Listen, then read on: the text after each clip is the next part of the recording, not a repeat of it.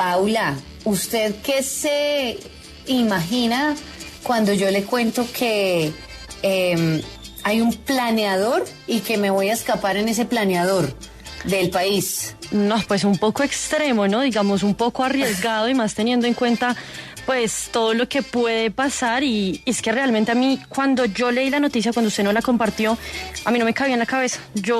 Es que hay muchas preguntas. Realmente es que no me cabe en la cabeza cómo uno puede tener esa valentía y ese coraje para hacerlo. Bueno, pero además es que de entrada, si usted le pintan un planeador, pues uno dice es una cosa muy casera en realidad y sería como para hacer algo muy corto. Exacto. 1, 2, si estaba viejo y si le tenía que poner parches, pues ahí sí, mejor dicho, el milagro. Ahí sí hay que hablar de milagros. Mire, yo quiero saludar a el protagonista de esta historia que nos conmovió muchísimo. Ismael, gracias por estar con nosotros. No, gracias a ustedes. Buenos días. Buenos días. Usted es de Cuba, ¿verdad? Sí, yo soy de Cuba, de la misma Habana. De la misma Habana. Lo primero, ¿por qué quiso salir de su país? Bueno, esa pregunta es muy sencilla. La mayoría de la gente la conoce. En Cuba la situación económica es fatal. No hay para nada. Y como que cuando no ves futuro, no te importa mucho qué es lo que vas a hacer para poder obtenerlo. Ismael, ¿usted qué pensó durante esas casi 2 horas de vuelo sobre el estrecho de Florida? ¿Qué le pasaba por su cabeza? Para serte sincero, yo trataba de no pensar mucho, porque no era solamente el ala de la que estábamos hablando que estaba en mal estado, también el motor. Tuve que hacerle algunas reparaciones antes de salir. Entonces, más bien trataba de concentrarme en simplemente llevar la máquina a mi destino, porque si me ponía a mirar para abajo las olas que estaban haciendo y que no había un puntico, aunque fuera pequeño, donde poder aterrizar, como que no me iba a concentrar muy bien en lo que hacía. Pero, a ver, usted no nos ha contado, ¿usted quería salir hacia Estados Unidos o no? Sí, yo quise salir hacia Estados Unidos, además de que era el punto más cerca, es el país donde la mayoría del cubano va, donde más oportunidades hemos tenido. ¿Algún punto en específico de los Estados Unidos? Directamente hasta Cayo Hueso, era mi objetivo. Ismael, en esta decisión, pues digamos, todos conocemos el contexto que rodea en este momento la situación económica en la isla, pero cuando uno toma una decisión de querer arriesgar la vida es porque está en una situación de desesperación. ¿Hubo algún detonante que ante todo el contexto lo llevó a usted a buscar esta salida desesperada? Exactamente. Tendría que hablarte un poquito de que el funcionamiento interno del club estaba empezando a fallar, del Club de Aviación de Cuba, el que era quien gestionaba este avión. Entonces, para que cualquier actividad se dé en Cuba tienes que invertir mucho, incluso de tu propio bolsillo. Yo invertí todo lo que tenía ahí, no tenía un plan de respaldo y de momento la dirección del club como que empezó a dejarnos de lado y ya lo que me veía era en la calle sin un medio, sin nada con lo que poder levantarme. Entonces, viéndome en esa situación con mi familia detrás mío y como está la situación en Cuba, que está básicamente imposible, no me queda otra opción. Voy para adelante y cierra los ojos y dale. Ismael, pues muy importante esa decisión y sobre todo admirable, pero cuénteme, ¿usted tenía algún conocimiento de aviación o algo para poder hacer esas reparaciones, para poder manejar este planeador hasta la Florida? Bueno, sí, de aviación tenía conocimiento, no tan amplio, porque pude volar estos aviones unos años atrás cuando lo hice en el servicio militar. Y bueno, la versión marina, esta versión terrestre que era algo como que nuevo, estuve practicando con ella, hice algunas horas de vuelo con ella, lo suficiente como para ponerme en caliente y decir, bueno, ya estoy un poco más que listo. Ya desde el punto en que decidí volar, yo creía que tenía la habilidad suficiente para hacerlo. Bueno, pero y usted... Sí, ¿con respecto a qué? Continúe, perdón. No, con respecto a la parte mecánica, ¿cómo explicarte? En Cuba yo vengo haciendo mecánica desde pequeño. Hay un carro que tenemos en la familia que siempre tuve que hacerle los arreglos yo, le hacía arreglos a los amigos, y la mecánica en los motores es básicamente la misma, casi que en los aviones y en los motores, así que eso no tiene problema. Bueno, usted cuando toma la decisión, ¿a quién le cuenta? Realmente no lo cuento a nadie, o sea, acaso a mi novia, más nada porque estaba viviendo junto con ella. Pero a nadie de mi familia, a nadie de mi casa podía enterarse, primero porque iba a ser difícil que aguantaran los nervios en lo que hubiese noticias mías, si llegaba o no llegaba. Y, no, pues, y segundo, claro, que es un riesgo, no puedes contarle a nadie algo que es tan, ¿cómo decir?, tan importante. ¿Usted siempre tuvo la esperanza de poder pasar? Es decir, como que sabiendo absolutamente todos los riesgos, usted dijo, yo sé que voy a pasar. Bueno, yo tenía la esperanza. Dentro de mí decía, por el conocimiento, por la habilidad, decía que podía lograrlo. Pero siempre necesitas un poquito del toque ese de la mano de Dios que te lleve, porque realmente estaba difícil la cosa. Ismael, yo quiero que usted nos cuente cómo es ese momento cuando usted llega y se ve atravesado en la mitad de la pista, porque usted también cuenta que tuvo que pasar entre aviones, que estaba más o menos, o sea, que se enfrentó con momentos muy complicados. Usted llega y en ese momento se le acercan los agentes de frontera. ¿Cómo fue ese momento para usted? ¿Qué le pasa por su mente? Bueno, sí, como tú dices, el momento del aterrizaje fue complejo. Tuve que colarme entre dos aviones, uno que había aterrizado y otro que estaba a punto de despegar. Tuve la suerte de que el piloto que iba a despegar me viera y detuviera su marcha en el taxiway, entonces yo pude ocupar el espacio de la pista porque no llevaba radio conmigo como para poder avisarle a la torre, oye, estoy llegando, necesito un aterrizaje de emergencia. Eso fue ir a hacerlo y ya. Y nada, los primeros que llegaron cuando quedamos atravesados en la pista, debido a que se me rompió la suspensión derecha, venía muy cargado de combustible, los primeros que quedaron fueron los bomberos. Ellos nos trataron muy bien enseguida, como que no hubo ni que preguntarnos, ¿ustedes qué? ¿Son cubanos? Y yo, sí, padre, cubano, así mismo. Y vino personal y de varios personal del aeropuerto y luego la policía, que fue la que nos sacó. Pero un momentico, es que, a ver, nos saltamos un pedazo de la historia, Cata. ¿Usted arranca cuánto dura el vuelo? El vuelo como tal, según la aplicación que tengo registrada, que es con la que venía guiándome, dura 2 horas 4 minutos aproximadamente.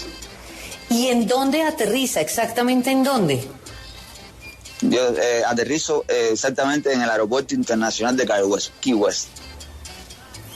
Desde donde el principio, mejor dicho, desde donde lo tenía planeado.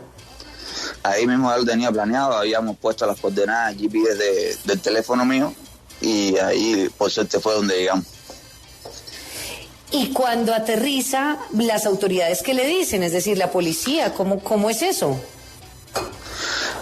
En realidad no nos dicen mucho. Ellos sabían, cuando yo les explico que soy cubano y vengo por esto, ellos enseguida nos escoltan afuera del aeropuerto, nos hacen entrevistas, nos hacen interrogatorios y nos dicen, bueno, ustedes, esto es una locura lo que han hecho, nos estamos súper impresionados y a partir de ahora, bueno, lo que toca es el proceso de inmigración correspondiente y el juicio que les va a llegar, porque es una forma muy irregular. Es decir, ¿cuál es esa suma? O sea, ¿qué pasó? ¿Qué pasó con usted? Bueno, a nosotros me llevan al centro de detención de Broward, me procesan por entrada ilegal a Estados Unidos. A partir de ahí me empieza un proceso judicial donde, gracias a Dios, mi abogado, Willie Allen, se ofrece a hacerme la representación de gratis, que fue lo mejor, y él nos guía a partir de ahí. Fue un proceso de entrevistas con la CIA, con el FBI, con aduanas, con Homeland Security, es decir, todos quisieran saber de dónde veníamos nosotros, y ahí estuvimos haciendo entrevistas hasta la audiencia con la jueza. en las que se nos concedió el asilo político. Ah, finalmente se les concede el asilo político, pero usted, mientras estaba en el juicio, no se había imaginado, mejor dicho, usted antes de tomar la decisión que tomó, no se imaginaba todo lo que se le venía, es decir, y que probablemente incluso no le hubieran podido conceder ese asilo. Sí, en realidad yo me imaginaba lo que venía, ¿no? Nunca pensé que tardaría 5 meses en prisión resolviendo mi caso. Pero por suerte todo bien. Hay veces que tienes que hacer las cosas, incluso cuando hay alguna parte de ti que dice que todo puede salir mal. Es como la frase que tenemos en Cuba: el que no arriesga no gana. Ismael, entonces, usted nos contó que para salir de la isla, pues usted no le contó a su familia, pero cuando llegó y los llamó y ya supieron que ya estaba en los Estados Unidos, ¿qué reacción tuvieron? Bueno, a ver, antes de que yo lo llamara, ellos se enteraron, porque la noticia corrió como bomba. Eso fue increíble lo rápido que se televisó. Ya mi familia, como a la media hora de que yo había llegado, sabía que yo estaba bien, que había llegado al aeropuerto y que estaba bajo la custodia de las autoridades. Solo que tuvieron que esperar 2 días, porque fue el tiempo en que pude hacerle la llamada, y cuando hablé con ellos, no te puedo explicar, mi madre súper feliz de que era vivo, queriéndome seguro dar 2 o 3 cocotazos a través del teléfono, pero por suerte no la tenía enfrente. Ismael, bueno, yo estaba viendo aquí algunas cifras de la Agencia de Control Fronterizo de los Estados Unidos, y son cerca de 425,000 cubanos los que han llegado a los Estados Unidos desde la isla entre 2022 y 2023, por lo que me genera la pregunta: ¿qué tantas oportunidades hoy tienen las personas que logran huir de la isla en los Estados Unidos? Bueno, actualmente las oportunidades han disminuido un poco por lo que he visto acá. Las autoridades de inmigración y las leyes han estado cambiando, y el cubano sí tenía facilidades, precisamente por la ley de ajuste cubano. Podía aplicar para eso, y una vez que llegara a Estados Unidos, casi que en 1 año y algo ya se le podía resolver un poco la vida. Pero últimamente han cambiado, y entonces como que se están haciendo incluso hasta recogida de inmigrantes ilegales, de personas con estatus irregular, y como que todavía hay, pero no hay. Es complejo. ¿Cuánto duró su proceso y todo lo del tema de la corte para que le dieran finalmente su asilo político? Bueno, mi proceso, lo que pude pasar en la prisión de inmigración fueron 5 meses, pero realmente se terminó de resolver mi caso el 11 de septiembre, que es cuando se le acabó el tiempo a la fiscalía para apelar sobre la decisión de la jueza, que al final nunca lo hizo. Ismael, nosotros estamos escuchando una historia que es de película, por lo que me genera la duda. ¿Ninguna productora de las grandes plataformas como Netflix, Prime, HBO lo han contactado para relatar esta historia? No, realmente no. Y falta que María. Pero no me han contactado. Oí algo por allá, pero no se ha asegurado nada de Netflix. Ismael, ¿cómo ha sido su vida desde que le otorgaron este asilo político? ¿Cómo ha pasado? ¿Cómo han transcurrido estos días? ¿Qué te puedo decir? La primera vez que oí a la jueza decir que me concedía asilo político, eso fue la alegría más grande de mi vida. Recuerda, yo estaba muy tenso y todo en el proceso de juicio, porque realmente no sabes qué va a pasar contigo estando dentro de la prisión de inmigración. Tienes acceso a muy poca información, y como que el personal y la gente no te ayuda, oyendo todas las historias estas de cosas que salen mal. Entonces cuando yo digo, no, tienes asilo concedido, solo tienes que esperar aquí a que la fiscalía se decida si apela o no. Fue todo un proceso difícil, pero a partir de ese momento empecé a relajar, y estando aquí afuera, viendo cómo es el mundo fuera de esa burbuja donde estaba, quiero decirte que esto es lo máximo. Es como abrir los ojos, como nacer otra vez. Ismael, quiero preguntarle, cuando usted estaba en Cuba, ¿cuáles son las dificultades que ustedes enfrentan para poder salir del país? Porque muchos pues no hemos tenido la oportunidad de ir, y tampoco de tener amigos cubanos que nos cuenten cómo es la situación, a dónde pueden ir o cómo es el trámite. Bueno, la posibilidad de salir depende de qué tanto dinero tengas. Si tienes acceso a mucho dinero, puedes ir a algunos países que realmente no son desarrollados ni nada, son como Guyana, así, países que todavía son bajo perfil. Lo que pasa para poder salir es que necesitas acceso a dinero y en Cuba el salario no te alcanza. Es decir, que la persona que solo vive de su trabajo en el Estado o en particular no le alcanza el dinero para salir. Entonces, es lo que se le llama, para poder sobrevivir allá, es estar inventando. Y si quieres vivir, es decir, que tienes que inventar más para poder llegar a aspirar a salir del país. Si usted tiene o tuviera la oportunidad de decirle a personas que quieren salir de su país o de otros lugares hacia Estados Unidos, ¿usted les recomendaría hacer lo que usted hizo? ¿O es una hazaña demasiado peligrosa y tal vez les diría háganlo por otros métodos? Bueno, a mí me resultó, pero realmente yo no se lo recomiendo a nadie. Eso necesita de conocimiento, lo que yo hice, conocimiento de aviación, de mecánica, para poder hacerlo a partir de la base de lo que yo lo hice. Y además necesitas demasiada suerte, además de todo, demasiada suerte, es decir que no es algo que yo recomendaría. No, pues imagínese. Ismael, gracias por haber estado con nosotros contándonos esta historia y nos alegra que haya sobrevivido. No, ha sido un placer, gracias a ustedes. Tremenda hazaña, se llama Ismael Hernández. Oiga, ¿hay alguna red social en la cual podamos seguirlo? Bueno, yo tengo Instagram con el nombre de Chiro Pilot, un poquito raro, y mi Facebook que está conectado, que es igual, Ismael Hernández Chirino. Tal vez empiece a publicar contenido, lo estoy pensando. Bueno, pero además es que vaya pensando en algún libreto de algún, porque es que lo que dice mi compañero Juan Felipe es cierto. Esto es una película, yo veo o una película o un libro.